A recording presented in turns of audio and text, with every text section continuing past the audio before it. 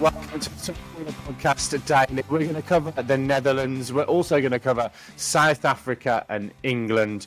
The rugby coming up as well. It could be a very, very dark day for English sports today. We're going to cover that all on the Top Order podcast today. Well, we're not really. We're not going to talk about the rugby too much, but I've got the shirt on. Living in hope more than expectation. But we're going to talk cricket on the Top Order podcast daily. All coming up after the swishes.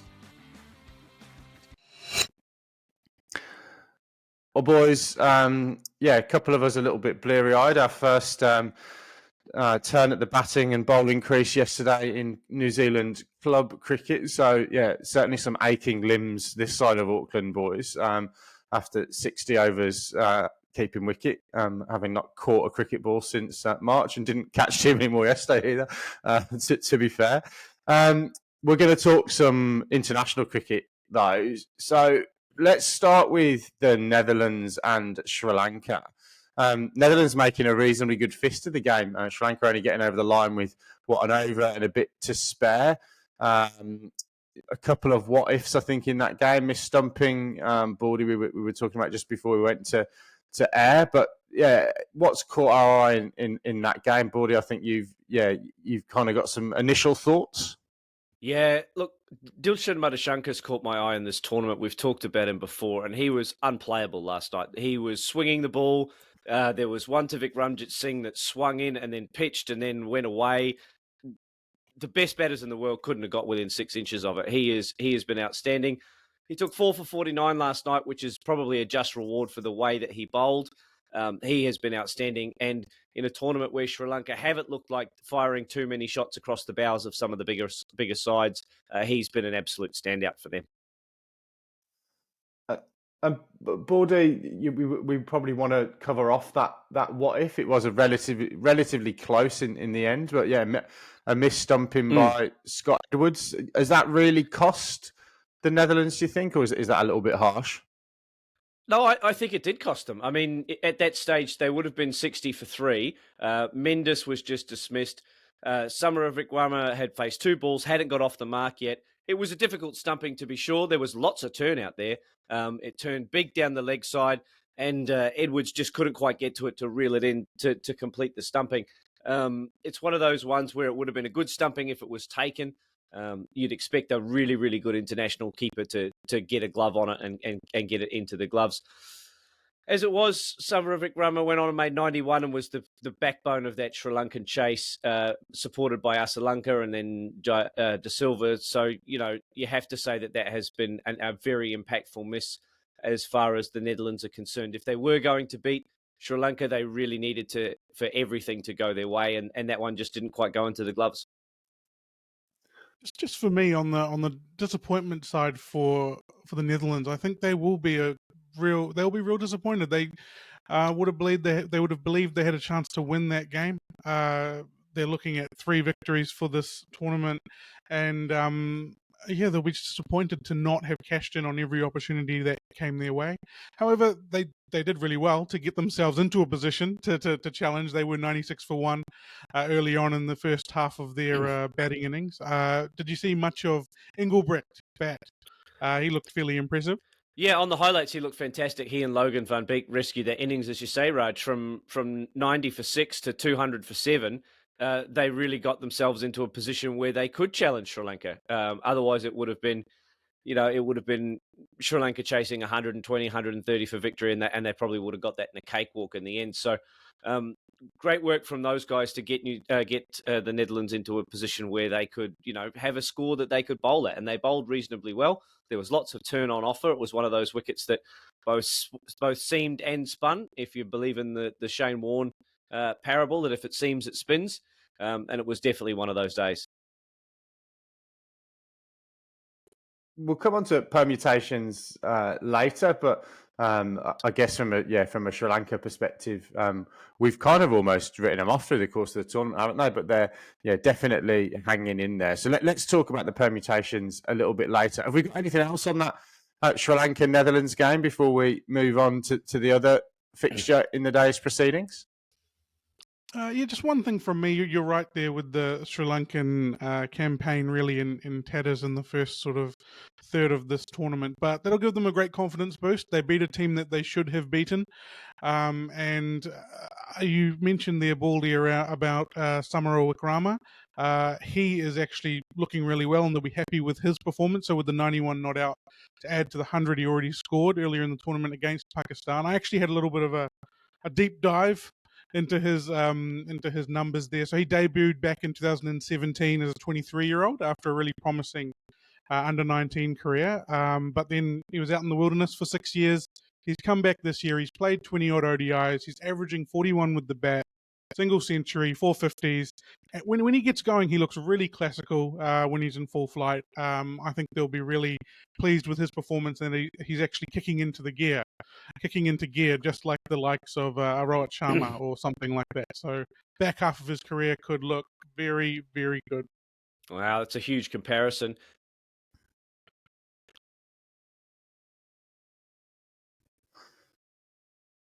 Guys, let's move on to the England-South Africa game. South Africa, we've talked about throughout the course of this tournament, definitely peaking at the right time, and they look absolute class at the moment as a side. I guess some top order power from Reza Hendricks, contributions from Rassie van der Dussen, Ada Markram, and then icing on the cake by Marco Jansen coming in down the order, striking at nearly 180. But another fantastic innings from Heinrich Klaassen, 109 at a very, very healthy, almost T20 strike rate. In fact, definitely a T20 strike rate in this game. This is the end of England's campaign, isn't it, boys?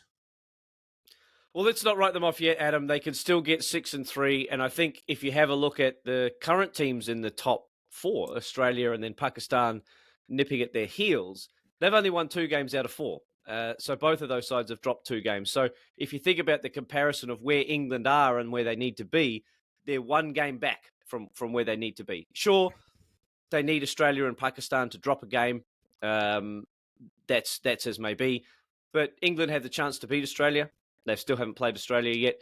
They've still got an opportunity to go 6 and 3 if they run the slate at the rest of the tournament. Okay, that's an uphill battle for them, but it's the same thing Australia did in the '99 World Cup.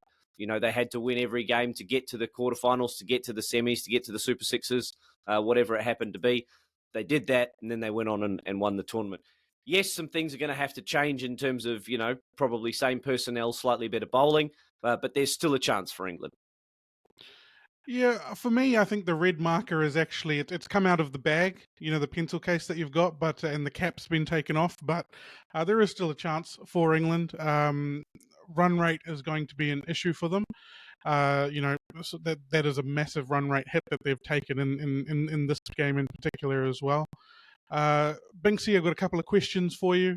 Are you worried about? I mean, I guess the last half of their bowling innings is a bit of a concern. A lot of talk about the conditions, the heat that batsmen and bowlers had to endure in that first innings. What did you make of the last half of England's bowling performance? Yeah, Bordy and I were talking about this a little bit yesterday, and I think one of the issues for me is the bowling lineup just doesn't have. Yeah, it doesn't for me look like it's got enough potency up top. So from an opening bowler perspective, we kind of went through, I guess, the tournament and the other runners and riders. Obviously, England haven't had their Test match seamers involved a hell of a lot since 2015, really, when they kind of wiped the slate clean and started this, what they dubbed a white ball revolution. You look at, the likes of Australia, India, South Africa have got some of their guns from their Test match team that, take the new ball in that format. So England, I think, have just been behind the 8 ball. And then you've got a little bit of inexperience. And then I think you've got a couple of guys for example, Mark Wood, who, when he's on song, is brilliant. But I think when you've got that much pace on the ball and someone's in on a good batting wicket, you can actually travel. I think that's what happened. That's what's happened.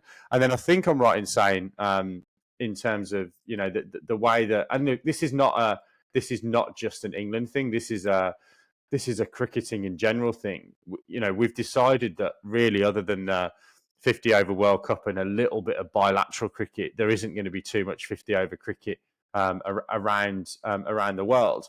And Gus Atkinson, for example, who's come into this squad, has only played 6 List A games in his whole career.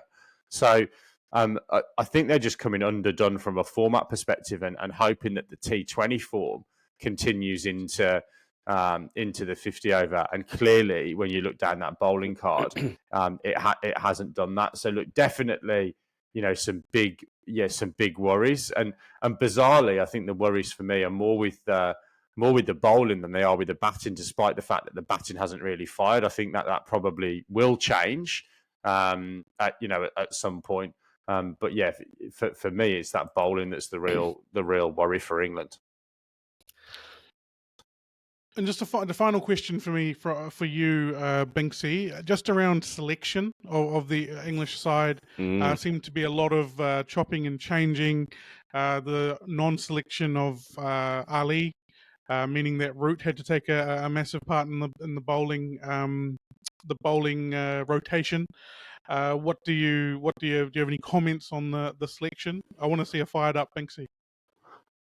Yeah, look, again, the thing that really strikes me here is that the late change that was really made to the squad with Jason Roy coming out of the squad, them going with a permutation that really probably wasn't in the mindset certainly 6 weeks ago, 8 weeks ago, has caused some problems. And then I think the biggest component really is that you've got a guy in Ben Stokes who is now coming into the team and batting at number 4, and is underdone probably in terms of match practice. It's meant that they've had to juggle the bowling resources. You've got Livingston and Ali missing out, who have played a lot of the white ball cricket that England have played over the course of the last 18 months or so. And then you've got Gus Atkinson coming in and Reece Topley, who's been in and out with injury and form. So, yeah, selections all over the place for England. And I think what it comes down to is that real lack of sort of bankers for your 10 overs. You're looking really only at Adil Rashid and probably Mark Wood, who you'd say, that they're bankers for 10 in that bowling lineup. And then they're trying to get 30 overs out of 5 or 6 other guys, and it's seriously backfired for them on this occasion. So yeah, look, I think it's going to be very much tournament over, despite Baldy's assertion and trying to put the moz on just to really help Australia. This is they may as well, I think, book their tickets now, to be honest, and in maybe 90 minutes time or 80 minutes time they could get a group discount with the rugby team as well, who I think will be coming home from France today as well. Well, it's all doom and gloom for you Sunday morning, Binksy. That's not good to hear. That's not good to hear. It is early. I'm okay though. I'm okay. I think we should cover South Africa a little bit. Yeah, let's cover South Africa a little bit, Raj. Yeah. Can I just ask you one quick question, just on the conditions? Because a lot was made of how hot it was. As someone who's played a lot of cricket in a warmer climate, how much of that is actually something that needs to be taken into account with the toss? For example, England won the toss. They still chose to bowl because they wanted to chase on that Mumbai wicket. A lot of the dismissals that we saw of the likes of Joe Root and Ben Stokes and those bigger players were not normal dismissals, how you'd see them getting out. How much of an impact do you reckon the conditions had? And is that something they should have factored in more at the beginning? I absolutely think so. Fielding in the heat for 50 overs is a very, very draining exercise. It's draining for international players at the best of times, but to do so in humid conditions, really humid conditions, it really does sap your energy quite badly. And I think, you saw that a little bit in the batting innings. It took England a while to recover from that fielding stint.